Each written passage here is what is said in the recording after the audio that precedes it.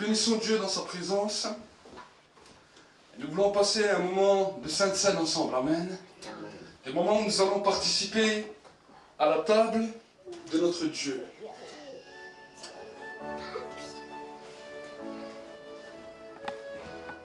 Amen.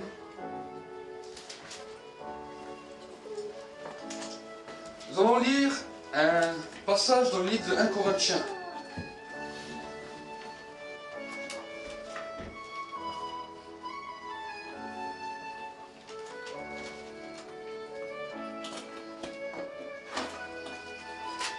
Corinthiens 11,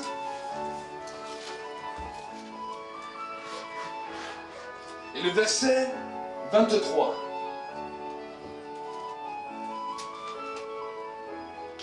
La Bible nous dit, car moi j'ai reçu du Seigneur ce que je vous ai transmis. Le Seigneur Jésus, dans la nuit où il fut livré, prit du pain, et après avoir rendu grâce, le rompit et dit, ceci est mon corps qui est pour vous. Faites ceci en mémoire de moi. De même, après avoir soupé, il prit la coupe et dit, cette coupe est la nouvelle alliance en mon sang. Faites ceci en mémoire de moi toutes les fois que vous en boirez. Car toutes les fois que vous mangez ce pain et que vous buvez cette coupe, vous annoncez la mort du Seigneur jusqu'à ce qu'il vienne. C'est pourquoi celui qui mangera le pain ou boira le coupe du Seigneur indignement sera coupable envers le corps et le sang du Seigneur. Que chacun donc s'examine soi-même et qu'ainsi qu'il mange du pain et boive de la coupe, car celui qui mange et boit sans discerner le corps du Seigneur mange et boit un jugement contre lui-même. Amen. Je vais m'arrêter là.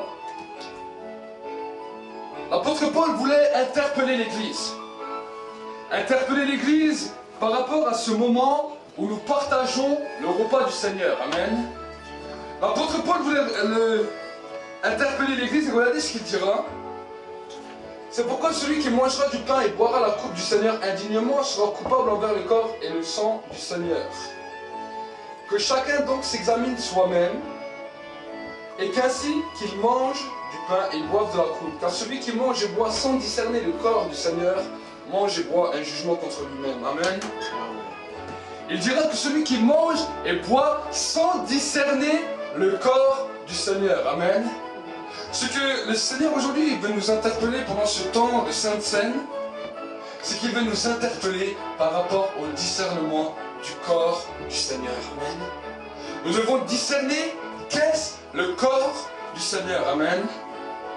Nous qui sommes l'Église de Jésus-Christ à travers dans le monde, nous devons chaque personne discerner le corps du Seigneur. Amen. Le corps du Seigneur a été meurtri. La Bible nous dit le corps du Seigneur a été flagellé. La Bible nous dit le corps du Seigneur a été mis en tombeau pendant 3 jours. Autrement dit, il est sur la terre, sous la terre et au-dessus de la terre. Amen. Le corps du Seigneur a voyagé. Quand le Seigneur est sorti du tombeau, la Bible nous dit que le corps du Seigneur a été élevé dans les airs. Pourquoi le corps est allé sous la terre? Pourquoi le corps est allé dans le tombeau? Et pourquoi le corps est allé au ciel? Parce que le corps est déjà allé vaincre dans le tombeau la mort. Il est allé vaincre les puissances des ténèbres qui sont sous la terre. Et la Bible nous dit que quand il fut ressuscité, il est monté dans les airs et il a combattu les puissances qui sont dans les airs. Amen. Pour cela que la Bible nous demande de pouvoir discerner son corps pour que nous puissions nous rappeler que la victoire de Dieu a été totale pour nos vies. Amen. La victoire de Dieu n'a pas été en partie. Mais la Bible nous dit que la victoire de Dieu a été totale.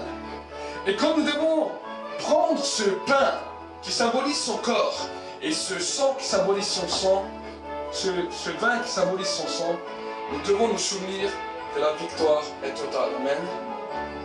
S'il y avait peut-être des doutes dans nos cœurs par rapport à la victoire totale de Dieu sur nos vies, alors l'apôtre Paul interpella l'Église et dit, examinez-vous vous-même et que chacun prenne du pain et boive de la coupe, car celui qui mange et boit sans discerner le corps du Seigneur mange et boit un jugement contre lui-même. Amen. À ce moment-là, quand nous partageons ce repas, le Seigneur sonde les cœurs.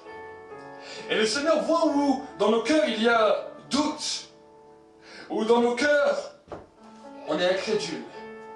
Et c'est à ce moment-là, avant de prendre ce repas, que nous devons examiner nos cœurs et dire Seigneur, c'est vrai qu'à ce moment-là, je ne crois pas, j'ai douté, mais Seigneur, j'ai besoin de ta force pour changer. Amen. Amen. C'est un renouvellement d'une alliance. La Bible nous dit c'est en croyant du cœur, en confessant de la bouche, qu'on parvient au salut. Amen. Amen. Et pour l'examen devant Dieu, en cet instant, c'est un examen que nous passons. Nous partageons le repas, mais nous faisons un examen. Dans ce même moment, nous faisons un examen de nous-mêmes et dire Seigneur, je prends ce repas, mais je vois encore là où je ne crois pas, là où j'étais incrédule, là où je n'ai pas réussi, et je veux faire une nouvelle alliance avec toi pour ton aide. Amen. Voilà le symbole de la Sainte Seine, voilà le symbole du repas du Seigneur. Il faut que nous soyons remplis d'alliance avec Dieu. Nous pouvons voir les patriarches. Quand je regarde les patriarches, c'était des hommes, non seulement de foi, mais des hommes qui avaient multiples alliances avec Dieu. Amen. À chaque endroit où ils bâtissaient un autel, il y avait une alliance et Dieu donnait un nom particulier. Il se présentait sous un nom particulier. Amen. De la même manière que ces patriarches ont pu vivre jusqu'à leur fin de vie, remplis d'alliance avec Dieu, Dieu veut que nous puissions grandir, remplis d'alliance avec lui, où chaque jour on pourra dire voilà, là c'était mon autel de Carmel, mon autel où Dieu a pourvu, mon autel où Dieu a guéri sur le mont Sinaï. Sur le mont Sinaï, quand il a parlé à Moïse, il a dit je suis celui qui s'appelle Jéhovah Rapha, le Dieu qui te guérit. Amen. Et nous-mêmes dans nos vies, nous avons besoin de sceller ces alliances et de sceller vraiment ces autels, ces holocaustes devant Dieu, dans lesquels nous nous souvenons chaque endroit où nous avons fait une alliance avec Dieu. Amen. L'alliance de Dieu pour le salut a été le jour de ta conversion, mais Dieu veut te présenter ces autres personnalités que seulement le salut. Amen. Il veut te faire grandir et il veut t'amener jusqu'à ce que tu le connaisses totalement. Amen. Et la dernière alliance que nous ferons sur terre, ce sera le jour où nous le verrons face à face. Ce sera la dernière des alliances que nous ferons avec lui sur terre. Parce qu'on se dira, avant mon oreille avait entendu parler de toi, mais aujourd'hui, mon œil te voit. Amen. L'homme ne peut pas vivre sur terre en voyant Dieu et rester sur terre. C'est la dernière des étapes que nous aurons, c'est la dernière des alliances que nous aurons avec Dieu. Amen. Et pour se préparer à cette dernière alliance ultime, Dieu nous prépare en nous faisant d'autres alliances, en nous faisant chaque fois connaître une autre partie de lui-même. Amen. Pas seulement dans les Écritures, mais à toi personnellement. Amen. C'est pour cela que nous allons prier pendant cet instant. Et nous allons pendant un instant examiner le corps de Christ. Amen. Nous examiner nous-mêmes et faire une nouvelle alliance avec lui, un nouveau pacte avec lui. Un pacte qui peut changer ta vie, révolutionner ta vie, pour t'amener toujours plus loin avec lui. Seigneur, mon Dieu, mon roi, en tant qu'Église, nous voulons venir devant toi, Seigneur. Seigneur, ceux peut-être qui regarderont cette vidéo et qui voudront partager avec nous le repas, Seigneur, nous te les remettons aussi entre tes mains. Mais Seigneur, maintenant, nous te demandons une grâce spéciale pendant ce temps. Seigneur, que nous puissions non seulement nous examiner, mais partir de ce temps de repas avec la victoire de ta grâce et de ta présence dans nos vies, Seigneur. Seigneur, nous voulons examiner, et pendant le temps déjà de louange, nous interpeller au niveau du sang de Jésus, qui est une victoire, Seigneur, totale. Seigneur, ce sang qui a visité les profondeurs de la terre, ce sang qui a marché, Seigneur, sur toute la mer.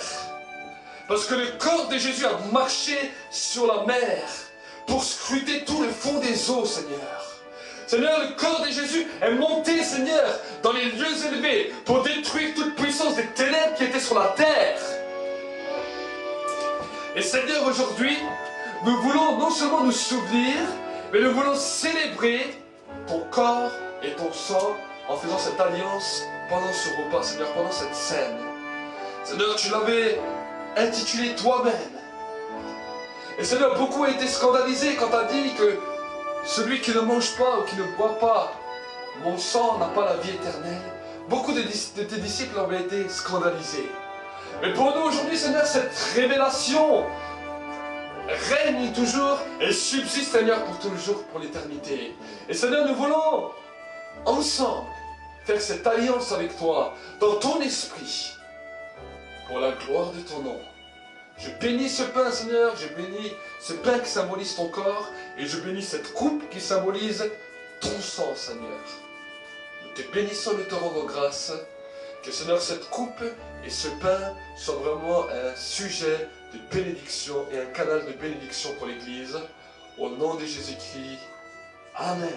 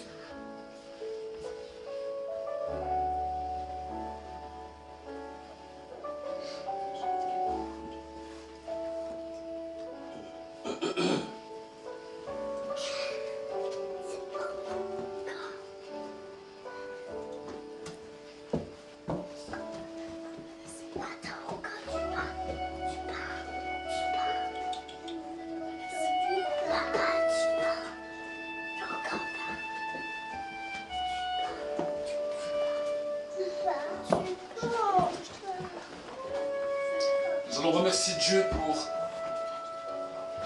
cette alliance.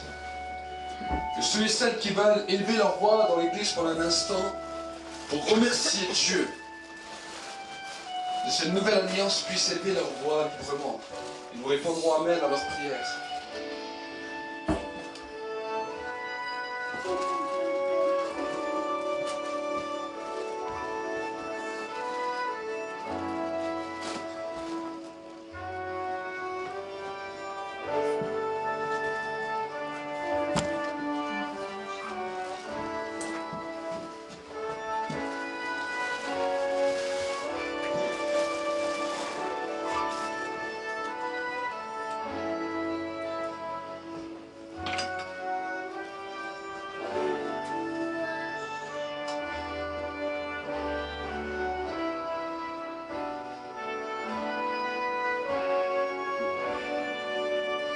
Seigneur, mon Dieu, mon roi, je veux réellement te bénir et t'exalter. Je veux réellement te louer et te bénir parce que tu es digne. Seigneur, je te remercie pour ce renouvellement de cette alliance avec l'Église, Seigneur, que tu fais. Et Seigneur, je veux proclamer vraiment ta bénédiction et ta grâce, Seigneur.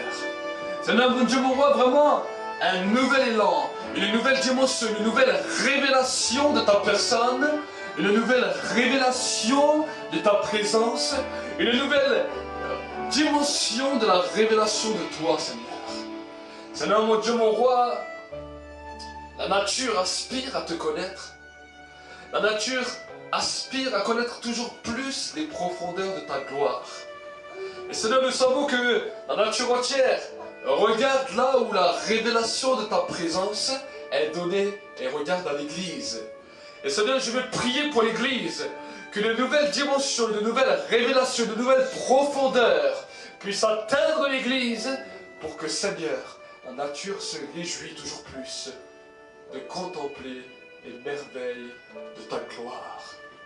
Alors nous voulons te remercier et te bénir parce que tu es digne de gloire dans le nom de Jésus-Christ. Amen. Amen. Amen. Nous avons eu des nouvelles du frère Thierry qui nous a écrit. C'est un jeune qui s'est converti il y a 6 mois, 1 an dans notre église. Et malheureusement, son passé l'a rattrapé, il est tombé en prison. Mais il nous a écrit dans la prison. Et il nous a dit vraiment, j'ai oublié la lettre, je voulais vous la lire. Parce que c'était une lettre vraiment très touchante.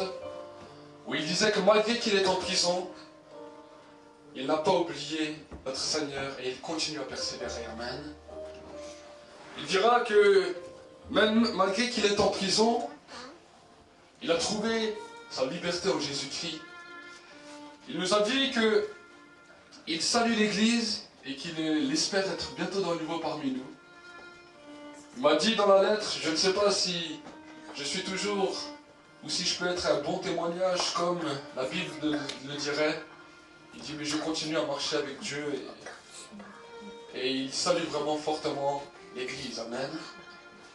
C'était un jeune vraiment qui sortait des problèmes difficiles, de la drogue, et il a pu donner sa vie à Jésus. Nous avons vu déjà les exploits que Dieu a commencé à faire avec lui. Nous savons que Dieu n'a pas terminé. Il a essayé de prendre plusieurs fois, de mettre plusieurs fois fin à ses jours en se mutilant.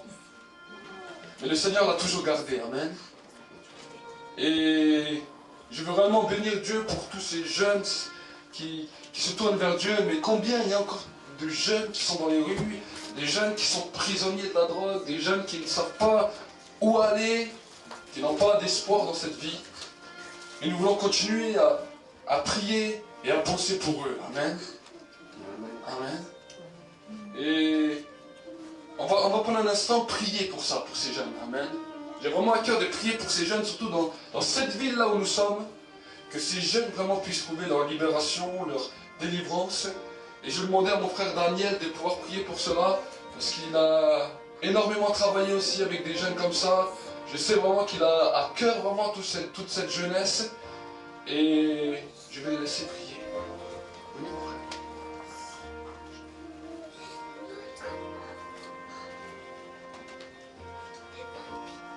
Alléluia. Inclinons-nous devant le Seigneur et intercédons pour ces jeunes. Seigneur éternel, notre Dieu, notre Père, et Père de notre Seigneur Jésus-Christ. Nous venons à toi, Seigneur, tel que nous sommes, Seigneur, sans rien à nous. Nous venons à toi, Seigneur, parce que c'est toi qui nous as arrachés des ténèbres, Seigneur, pour nous amener à la lumière du Fils de ton amour. Alléluia. Et c'est ainsi, Seigneur, que nous intercédons pour ces jeunes, Seigneur, qui sont perdus, Seigneur, qui sont loin de toi, Seigneur, qui n'ont plus d'espérance, Seigneur. Merci, Seigneur, parce que tu es mort à la croix de Golgotha pour eux aussi, Seigneur. Tu es mort pour qu'ils aient la vie. Alléluia. Amen. Et nous refusons toutes les accusations de l'ennemi qui veut leur faire croire que, Seigneur, ils ne sont pas un témoignage pour toi. Mais si, Seigneur, ils sont un témoignage pour montrer au monde ce que toi tu peux faire de ceux qui sont perdus. Alléluia. Je te prie, Seigneur, de les toucher là où ils sont, Seigneur. Je te prie, Seigneur, d'envoyer des ouvriers qui ont un cœur, Seigneur, de manifester la vie de résurrection de Jésus le Christ. D'être des témoins de Christ, non pas entre 4 murs, mais dans les rues où sont ces jeunes qui sont perdus. Dans les quartiers où se trouvent ces jeunes qui sont sans espérance. Amen. Dans les prisons où sont ces jeunes qui sont sans espérance, Seigneur. Et leur proposer la vie de résurrection par Jésus le Christ. Leur permettre de retrouver leur identité, Seigneur, qui se trouve en Jésus le Christ, Fils de Dieu. Alléluia. Oh Seigneur. Seigneur, suscite des vocations. Lève ton peuple, Seigneur. Lève, Seigneur, ceux qui ont à cœur, Seigneur, d'aller vers les autres, Seigneur. Amen. Sans craindre de se découvrir, Seigneur. Alléluia. Je te prie, Seigneur, de visiter ces jeunes, Seigneur. Et je te prie pour... c'est Patrick qui s'appelle Thierry. Je te prie pour Thierry, Seigneur. Veuille le toucher là où il se trouve, en prison, aujourd'hui même. Et tends ta main de bénédiction et ta main de consolation sur lui, au nom de Jésus.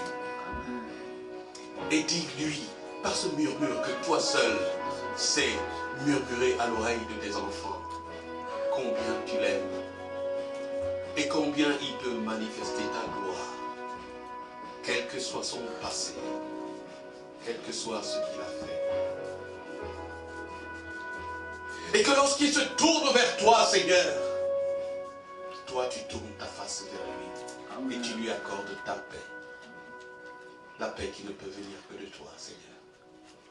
Parce que tu as dit, Seigneur Jésus, je leur donne la paix, je leur laisse la paix. Je ne la leur donne pas comme le monde la donne. Seul Christ est notre paix. Et Christ sera à vous aussi, ces jeunes qui m'entendez aujourd'hui, votre paix. Amen. Amen. Alléluia. Acclamons pour le Seigneur.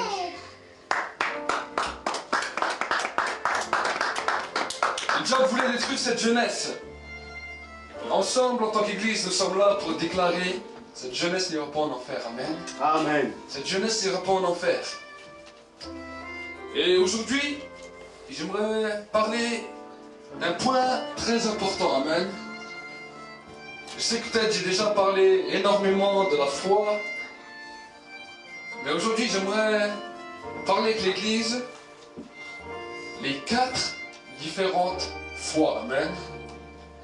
Parce que bien des fois, l'Église mélange, et nous voulons enseigner l'Église par rapport à la foi. Et j'aimerais voir avec vous, dans la parole, 4 différentes sortes de foi. Amen. Il est important que nous puissions comprendre quelles sont ces 4 différentes sortes de foi. Comme ça, nous pouvons savoir, quand nous parlons même avec des gens qui ne sont pas croyants, dans quelle sorte de foi se trouve-t-il. Amen. Nous pouvons même voir où la religion trouve sa place au niveau de la foi. Amen. Parce que la religion trouve aussi sa place au niveau de la foi.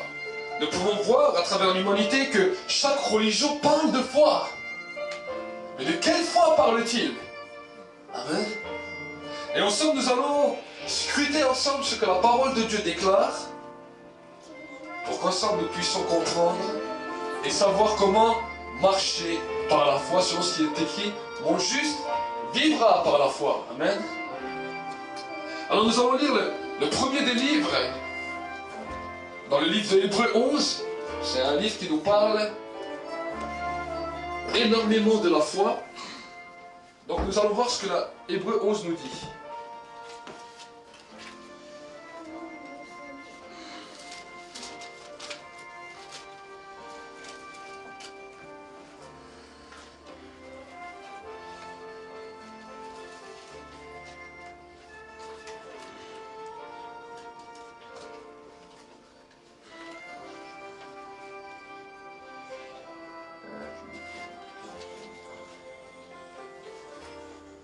Hébreux 11. Verset 1er. La Bible nous dit, or la foi, c'est l'assurance des choses qu'on espère, la démonstration de celles qu'on ne voit pas. C'est à cause d'elle que les anciens ont reçu un bon témoignage. Et c'est par la foi que nous comprenons que le monde a été formé par la parole de Dieu, de sorte que ce qu'on ne voit ne provient pas de ce qui est visible. C'est par la foi qu'Abel offrit à Dieu un sacrifice de plus grande valeur que celui de Caïn. Par elle, il fut déclaré juste, Dieu lui-même rendant témoignage à ses offrandes. Et par elle, quoique mort, il parle encore. Dans le verset 6. Or, sans la foi, il est impossible de lui plaire. Celui qui s'approche de Dieu doit croire qu'il existe et qu'il récompense ceux qui le cherchent. Amen. Amen. Voilà la première dimension de la foi. croire que Dieu existe. Amen. À travers les générations, il y a une chose qui a marqué les générations passées. C'est que dans toutes les générations passées, les hommes et les femmes croyaient qu'un Dieu existait. Amen. Dans les années, à la fin des années 1800, alors que l'âge des Lumières a commencé à venir dans le 21e siècle, dans le 20e et 21e siècle, nous voyons que le diable a combattu cette pensée, cette idéologie que les gens avaient de croire qu'un Dieu existait. Et c'est là que sont nés ce qu'on appelle le athéisme. Amen. C'est là où les gens ont commencé à dire il n'y a pas de Dieu qui existe. Alors que jusqu'à avant, chaque civilisation croyait en une force supérieure. Qu'on parle en Europe, qu'on parle en Afrique, qu'on parle dans l'Amérique, chaque peuple, même s'il ne savait pas qui était Dieu, il savait qu'il y avait une force ou quelque chose supérieur à eux. Amen. Et le diable, ce qu'il a voulu faire, il a voulu éradiquer cette mentalité. C'est pour cela qu'aujourd'hui nous voyons des gens qui ne croyaient plus en rien. Et nous voyons diverses sortes de religions parce que beaucoup d'hommes et de femmes religieux croient qu'il y a un Dieu qui existe. Amen. Et parce qu'ils croient qu'un Dieu existe, juste par cette action, déjà, ils plaisent à Dieu. Amen. Quand Dieu regarde l'humanité et quand il voit un homme, une femme qui croit qu'il existe, même s'il ne le connaît pas, même s'il est dans une autre religion, dans l'erreur, il commence déjà à plaire à Dieu et Dieu commence déjà à chercher cet homme. Amen. Amen. Dieu commence déjà à chercher cet homme. Dieu commence déjà à chercher cette femme. Et nous pouvons voir, si nous regardons bien autour de nous, qu'il y a des millions d'hommes et des millions de femmes qui plaisent à Dieu et que Dieu veut chercher. Même dans notre nation, il n'y a peut-être pas énormément de chrétiens, mais il y a énormément d'hommes et de femmes qui croient que Dieu existe sans le connaître. Amen. Et pour cette raison, le regard de Dieu est encore sur le monde pour chercher les perdus. Pour cette raison, Jésus n'est pas encore revenu rechercher son Église. Amen. À cause de cette foi qui anime les hommes et les femmes. Dans toutes les religions, on nous parle de foi. Et parce qu'ils disent qu'ils croient seulement en Dieu, même s'ils ne le connaissent pas, ils ont atteint le premier degré de foi. Amen. Mais ce n'est pas cette foi qui nous est destinée à nous uniquement en tant qu'enfants de Dieu. Amen. Cette foi est le premier des stades dans lequel Dieu commence à regarder sur nous. Amen. Mais ce n'est pas avec uniquement ce seul degré de foi que tu peux marcher dans la foi. Amen. Ce n'est pas avec ce degré de foi que tu peux vivre dans la foi. Alors nous allons voir ensemble la deuxième foi. Et nous avons vu déjà vendredi, nous avons commencé vendredi à traiter un petit peu ce sujet dans lequel nous avons vu une foi qui transforme le cœur. Amen. Une foi qui commence à porter du fruit. Et nous allons lire ensemble dans le livre de Luc, Luc 13, verset 18.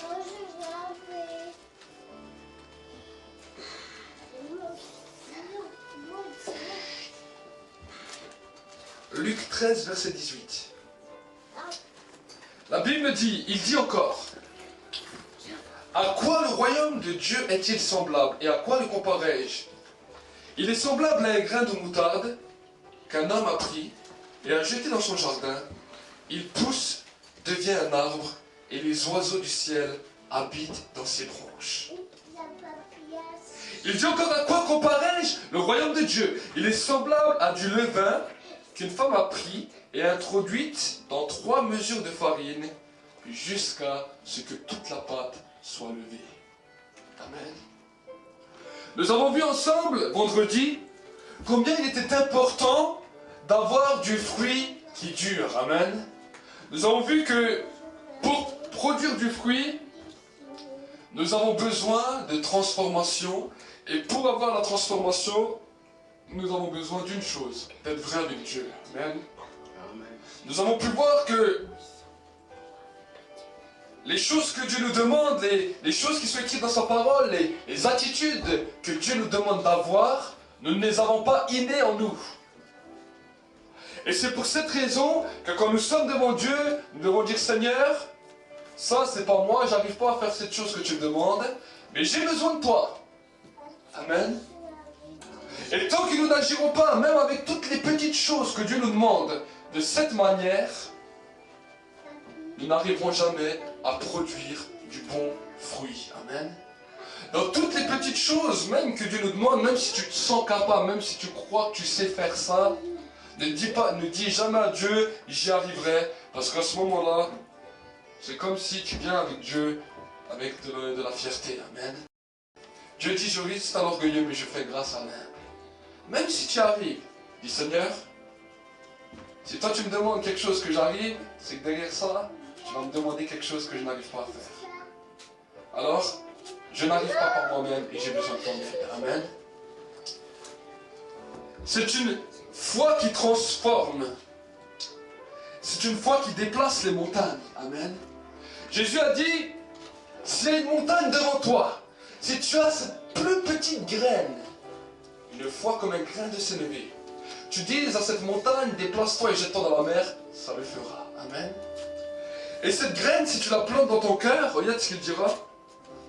Dans le verset 19. Il est semblable à un grain de moutarde qu'un homme a pris et a jeté dans son jardin. Le jardin dans la Bible, c'est le symbole de ton cœur. Il pousse, il devient un arbre, et les oiseaux du ciel habitent dans ses branches. Amen. Si cette foi-là commence à habiter ton cœur, la Bible nous dit il va monter jusqu'au ciel. Pourquoi il va monter jusqu'au ciel? Ça veut dire que ta parole va être entendue dans le ciel. Amen.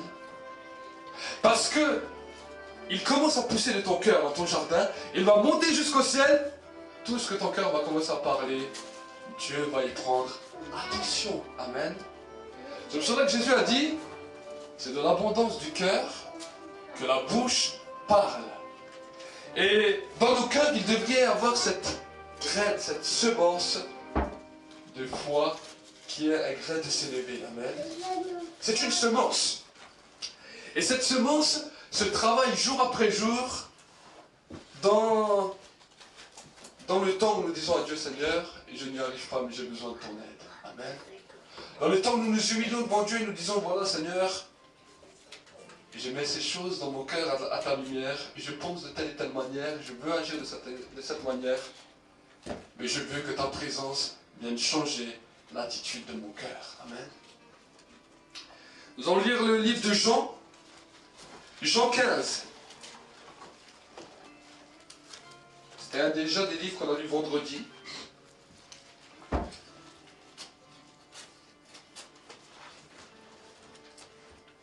On ne va pas s'étendre autant de temps qu'on a passé vendredi dessus.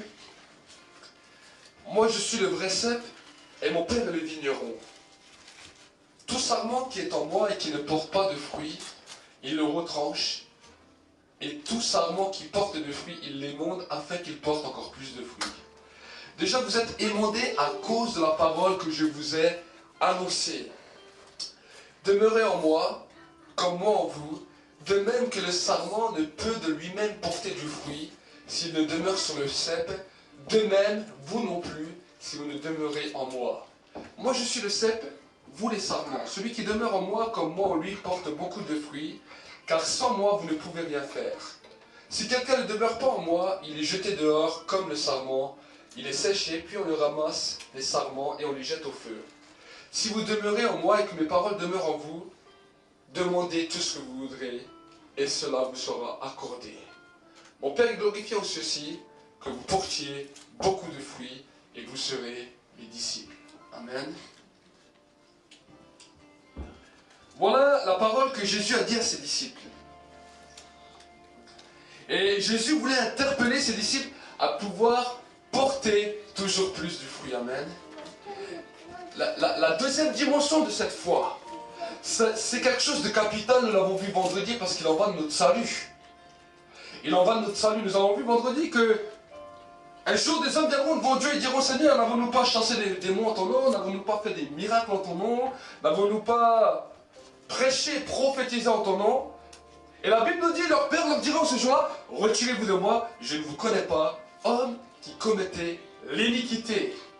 Et nous avons pu voir ensemble que simplement le fait d'avoir du péché, c'est quand nous voulons faire les choses par nous-mêmes, quand nous voulons pas compter sur l'aide de Dieu, et quand nous ne disons pas à Dieu comme nous sommes réellement au fond de notre cœur. Amen. Mais si nous commençons à dire à Dieu, à parler à Dieu en esprit et en vérité, c'est-à-dire être vrai avec lui dire toutes les choses qui sont dans nos cœurs, que ça nous plaise ou que ça nous plaise pas, que ça nous fait honte ou que ça nous fait pas honte, que ça nous fait rougir ou pas, parce que la Bible nous dit, il croit tout, il supporte tout, il pardonne tout, alors à ce moment-là, l'accès au ciel est ouvert.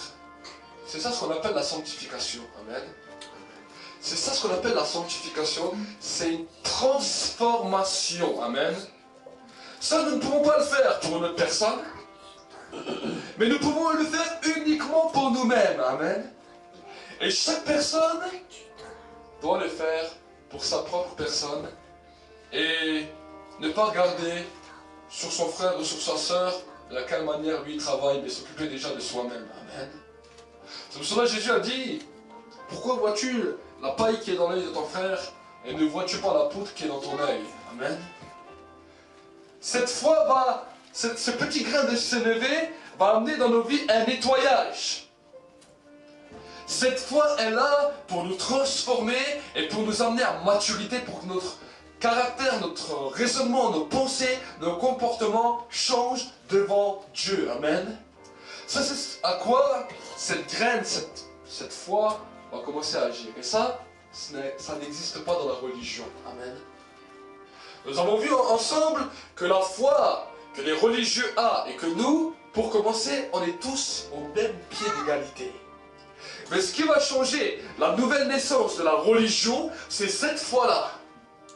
Parce que cette foi ne va pas simplement agir une piété extérieure, mais ça va transformer l'intérieur. J'avais dit déjà vendredi, quand nous commençons par cette foi, la prière que nous commençons à faire avec Dieu, quand nous sommes seuls avec lui, ne va rien avoir à voir avec une prière religieuse. Mais ça va être quelque chose, un rapport de sympathie, un rapport où deux personnes commencent à parler telles qu'ils sont vraiment. Amen. Et c'est cette foi qui va t'amener dans l'élévation du ciel, dans lequel, regardez ce qu'il dira.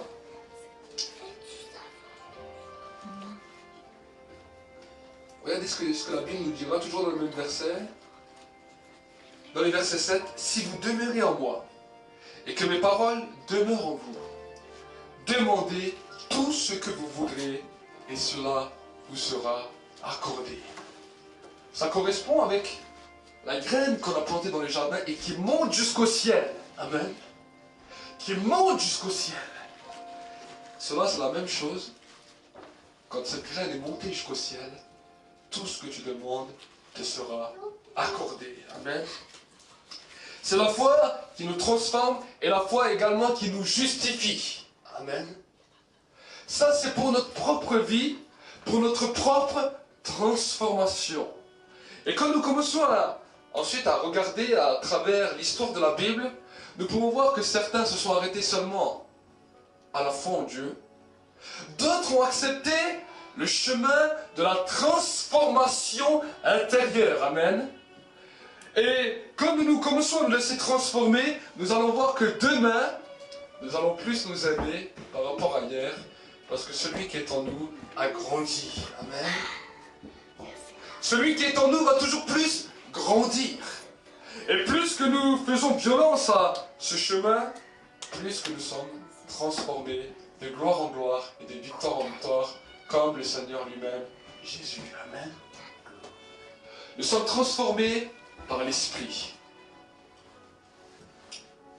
Donc ça c'est notre foi qui nous justifie devant Dieu. Nous allons devenir justes devant Dieu. Amen. Et parce que nous sommes justes devant Dieu, à ce moment-là, Dieu libère les promesses qu'il nous a données. Amen. Dieu à ce moment-là débloque les promesses de paix et de bénédiction. Mais il faut commencer. Amen. Et il faut continuer. Et il en va de chaque personne. Parce que si nous voulons voir de plus grandes choses avec Dieu, alors nous devons commencer par les chemins qu'il nous demande. Et ça, c'est un chemin, le deuxième chemin de la foi. Nous allons voir ensemble maintenant le troisième chemin de la foi, la troisième dimension de la foi. Et cette foi va être totalement différente. Ça va pas être une foi de transformation. Ça va pas être une foi qui croit simplement que Dieu existe. Mais ça va être la foi qui va faire vivre chaque enfant de Dieu pour rentrer dans le plan des bénédictions. Amen. Selon ce qui est écrit dans la Bible, mon juste vivra par la foi. Amen. Alors, de quelle foi parlons-nous? La Bible nous dit, la foi vient de ce qu'on entend. Ce qu'on entend vient de la parole de Christ. Amen. Tout au long de nos vies, le Seigneur a multiples bénédictions pour nos vies. Mais pour que nous puissions accéder à ces bénédictions, nous devons saisir ces directions, savoir comment il veut nous faire aller, pour pouvoir bénéficier de ces bénédictions. Amen. Ça, c'est la foi qui nous fait vivre. Et chaque jour, nous avons besoin de saisir la direction de Dieu pour la journée, la parole de Dieu pour la journée, pour que cela puisse nous diriger tout au long de la journée. Ta parole est une lampe à mes pieds et une lumière sur mon sentier. Amen. Même si je marche dans la vallée de l'ombre de la mort, je ne crains aucun mal, car tu es avec moi. Ta roulette et ton bâton me rassurent. Tu dresses une table en face de mes adversaires. Tu réduis ma tête et ma coupe déborde. Amen. Ça, c'est la promesse pour ceux et celles qui obéissent dans ce que Dieu va nous montrer journalièrement. Amen. Dieu va nous montrer, va nous amener à prendre des directions, des décisions, et lui-même va commencer à nous toucher. Lui-même va commencer à nous diriger. Amen. Et là, il en va de notre propre obéissance. La Bible nous dit, l'obéissance vaut mieux que les sacrifices. Moïse, un homme de Dieu qui était loin, qui avait subi vraiment une transformation puissante sur le mont Sinaï, qui avait jeûné, qui avait prié, qui vraiment même l'aspect même de son visage avait changé en glorieux. Un jour, alors que Dieu lui donne une direction et lui dit, voilà, tu vas parler au rocher pour donner de l'eau au peuple d'Israël. La Bible nous montre que Moïse a désobéi. Cela n'a pas disqualifié Moïse du ciel, mais Moïse, à cause de sa désobéissance, est passé à côté d'une bénédiction de voir le pays promis. Amen. L'obéissance aux directions de Dieu va amener les bénédictions que Dieu avait prévues pour chaque situation dans laquelle il nous demande. Amen. Et c'est là où nous pouvons voir que soit nous pouvons passer dans les bénédictions que Dieu nous demande, ou soit nous pouvons passer à côté des bénédictions que Dieu nous demande en fonction de notre obéissance. Amen. Saül, un homme, un roi qui était au loin, qui avait reçu l'autorité, qui avait commencé à avoir des bénédictions dans sa vie, a un jour désobéi. Quand Samuel lui a dit, tu attendras que j'arrive pour apporter le sacrifice, et alors tu auras la victoire totale. Et la Bible nous montre que non, Saül a attendu jusqu'à un certain moment, et à un certain moment, il a refusé de désobéir, il a fait lui-même le sacrifice. Et quand il est revenu, Samuel lui a dit, ton règne ne durera point. Deuxième fois, Samuel lui dit, voilà ce que Dieu te dit. Tu vas aller chez les Amalécites et tu vas tout vouer à l'interdit. Tu ne leur amèneras rien. Saül désobéit. Il a ramené tout le bétail et il a dit, c'est pour le sacrifice. Et nous pouvons voir qu'il est passé à côté de grandes bénédictions de Dieu parce que Dieu voulait utiliser Saül pour combattre Goliath. Mais parce qu'il a désobéi, il n'a pas été vainqueur sur Goliath et il est passé à côté d'une bénédiction que Dieu lui donnait. Amen. C'est pour cela que chaque fois nous devons, c'est à nous-mêmes de pouvoir nous mettre devant Dieu et dire Seigneur, je vais obéir. Et si j'y arrive pas, ben, Seigneur, donne-moi la force pour t'obéir et entrer dans les bénédictions que toi tu me donnes. Ça, c'est la troisième dimension de foi. Et nous pouvons voir des grands hommes tels que Moïse, tels que Saül, tant d'autres hommes dans la Bible, que nous pouvons voir toutes les histoires. Nous n'allons pas voir toutes les histoires, ni lire toutes les histoires. Jéroboam, le serviteur de Salomon que Dieu a élevé roi. À un moment donné, quand Dieu lui donne une direction, il refuse d'obéir. Il met le veau d'or. Et ça chute. Il est passé à côté de bénédiction. Et en plus, parce qu'il a persévéré, parce qu'il a persévéré dans sa voie, il fut carrément ôté. Amen. Amen. Tous, nous avons des fois désobéi aux directions que Dieu nous donnait. Tous, nous sommes des fois passés à côté des bénédictions que Dieu avait prévues pour nous. Amen. Mais le plus important à savoir, David aussi est passé à côté des fois des bénédictions que Dieu avait prévues pour lui. Quand il a fait le péché avec Bathsheba, la Bible nous dit, alors qu'il était loin, qu'il était homme de Dieu et tout, il a eu un désastre terrible après dans sa famille. L'épée ne s'est plus jamais écartée de son foyer. Malgré qu'il avait atteint les deux autres niveaux de foi, quand il arrive au troisième niveau, il se trouvait dépourvu et il a désobéi délibérément. Amen. Mais ensemble, nous devons saisir que chaque fois que Dieu nous parle, Dieu nous demande quelque chose, de dire Seigneur, même si nous n'y arrivons pas, donne-moi la force pour y arriver. Parce que je sais que ce que tu me demandes là, c'est ce qui va me faire vivre. Amen. Ce qui va nous faire vivre dans les bénédictions. Amen. Ça c'est la foi qui nous fait vivre. La deuxième foi qu'on avait vue avant, c'était la foi qui nous justifiait. La première foi, c'est la foi qui plaît à Dieu. La deuxième foi est la foi qui nous justifie, qui nous rend juste devant Dieu. Mais la troisième foi est la foi qui nous fait vivre. Amen.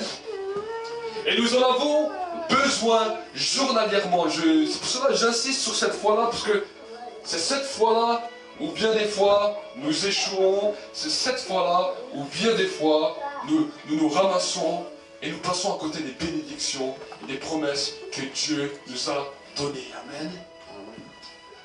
Et le quatrième dimension de foi est beaucoup plus pour l'église locale. Ce qu'on appelle le don de foi. Amen. Le don de foi qui est mentionné dans le livre de 1 Corinthiens 12, verset 9.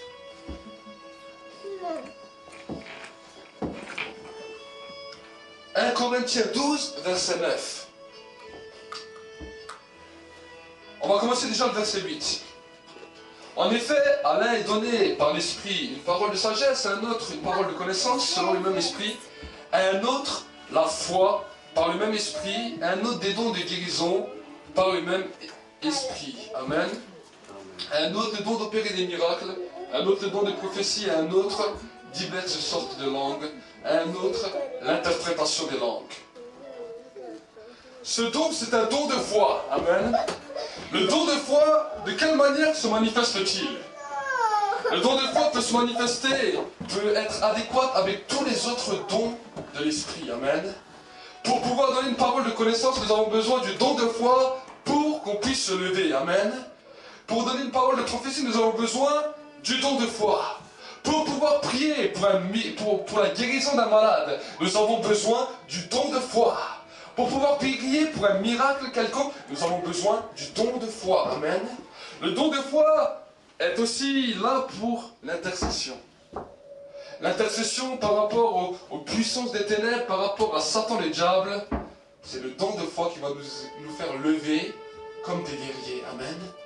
Le don de foi va nous faire saisir, on va sentir une force que jamais on n'a eue. pour une mission donnée. Amen. Le don de foi est la force exceptionnelle de Dieu pour une mission donnée. On peut voir que le don de foi, alors que simplement David a entendu Goliath parler, le don de foi a commencé à se manifester dans sa vie et a commencé à lui donner une grandeur beaucoup plus grande que Goliath. Alors que Samson était lié, le don de foi se manifestait dans sa vie et l'onction descendait. Amen. Le don de foi est toujours lié à l'onction. Amen. Le don de foi est là pour une mission bien définie et bien déterminée. Amen. Et ça, c'est un don de l'esprit. C'est un don de l'esprit.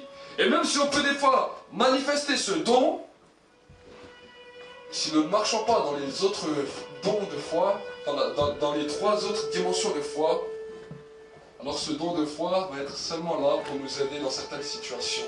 Amen. Samson ne voulait pas changer. Samson ne voulait pas obéir. Mais il avait le don de foi. Et chaque fois qu'on le liait, le don de foi se manifestait. Chaque fois qu'on l'enchaînait, le don de foi se manifestait. Mais il a joué avec ce don. Et un jour, à sa grande surprise, le don de foi n'a plus agi comme lui pensait. Amen. L'onction avait disparu. Le don était toujours là, mais l'onction avait disparu. Sans l'onction, le don ne peut pas agir efficacement. Amen. Sans l'onction, le don ne peut pas agir efficacement. Et l'onction est l'accord de Dieu pour chaque situation. Amen. L'onction est l'accord de Dieu pour chaque situation. Nous avons pu voir que les enfants d'Israël avaient des fois voulu mener par eux-mêmes des combats. Ils avaient ce don de foi qui était en eux. On va conquérir le pays. Mais quand il n'y avait pas l'approbation de Dieu sur leur vie, ils perdaient la bataille. Amen. Mais quand l'onction était là, quand l'approbation de Dieu était là, à ce moment-là, ils remportaient la victoire.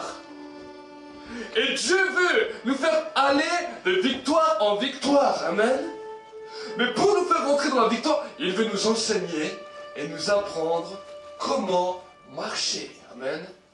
Nous avons besoin de savoir comment marcher et comment gravir les échelons de la foi. Amen. Et quand nous commençons à comprendre cela, alors, nous voyons les 3 dimensions de foi et nous disons, dans quelle dimension de foi j'ai perdu? Dans quelle dimension de foi je me suis loupé? Dans quelle dimension de foi j'ai rétrogradé? Dans le livre d'Apocalypse, il nous dira, souviens-toi de là où tu es tombé et repratique tes premières œuvres. Amen. Souviens-toi.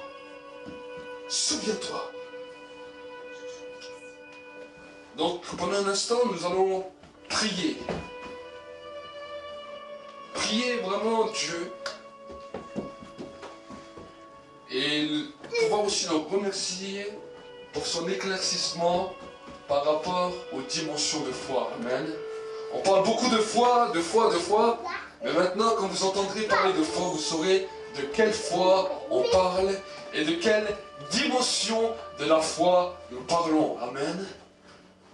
Si on parle de guérison, si on parle de miracle, si on parle de libération, on parle du don de foi. Amen. C'est un don de foi. Quand nous commençons des fois à louer Dieu, quand l'onction descend, quand la foi se manifeste, et quand les paroles de guérison sont données, quand les paroles de miracle sont données, c'est le don de foi qui agit. Amen. Le don de foi qui est mentionné dans le livre de 1 Corinthiens 12, verset 9. Mais ce n'est pas la foi dont on va travailler personnellement avec Dieu. Amen. Donc nous allons prier ensemble. Seigneur, mon Dieu, mon roi, je vais te louer, je veux réellement t'exalter, te remercier. Seigneur, mon Dieu, mon roi, je te bénis pour l'Église. Je te bénis pour les internautes, Seigneur. Si, Seigneur, peut-être Des personnes sur Internet aussi n'ont pas donné leur vie à toi, Seigneur. Que Seigneur, par cet enseignement, qu'ils puissent recevoir maintenant la vie et que Seigneur, ils puissent vouloir grandir dans le nom de Jésus-Christ. Je les bénis, Seigneur. Amen. Seigneur, nous bénissons aussi l'Église, que ce soit l'Église locale ici présente, mais aussi l'Église dans les 4 coins du monde, l'Église qui est aussi délimitée par cette ville, Seigneur, dans lesquelles tous nos frères et nos sœurs se rassemblent en ce moment, Seigneur. Seigneur, nous voulons les bénir, Seigneur, et Seigneur, nous voulons vraiment, Seigneur, que c'est toi qui enlèves les écailles des yeux, Seigneur, que là où, Seigneur, le diable voulait aveugler, où, Seigneur, la désobéissance par rapport à tes directions voulait venir sur leur vie, Seigneur, que, Seigneur, maintenant, c'est toi qui ouvres les yeux, Seigneur. Que c'est toi qui ouvres les yeux de l'Église, Seigneur. Que c'est toi qui touches maintenant. Seigneur, je veux vraiment proclamer ton onction et ta présence. Et Seigneur, je veux déclarer, Seigneur, mon Dieu, mon roi, qu'un esprit d'obéissance puisse venir nous toucher. Seigneur, qu'un esprit d'obéissance puisse venir toucher l'Église. Seigneur, qu'un esprit, Seigneur, d'obéissance et de soumission à ta parole et à tes directions puisse descendre et venir sur nos vies. Seigneur, je te bénis pour ton message. Je te bénis pour ton éclaircissement, Seigneur. Parce que tu as dit dans ta parole que tu fais toutes choses parfaites et que tu nous enseignes toutes choses. Seigneur, je bénis l'Église. Merci, Seigneur, que c'est toi qui renouvelle la foi de tous mes frères et de tous mes sœurs, Seigneur. Je bénis, Seigneur, aussi les internautes qui vont regarder que c'est toi qui fortifies aussi leur foi et que nous puissions, Seigneur, ensemble, aller de l'avant. Et que, Seigneur, tu puisses encore répandre abondamment ton don de foi pour, Seigneur, se lever contre le diable, pour se lever contre toutes les puissances des ténèbres. Et, Seigneur, aller chercher ceux qui ne te connaissent pas. Aller chercher les perdus, aller chercher cette jeunesse, aller chercher ces hommes, ces femmes plus âgés, aller chercher, Seigneur, cette génération qui était en train de se perdre pour le royaume de lumière, le royaume de gloire. Dans le nom de Jésus-Christ, nous avons ainsi dit et prié. Amen. Que Dieu vous bénisse. Amen.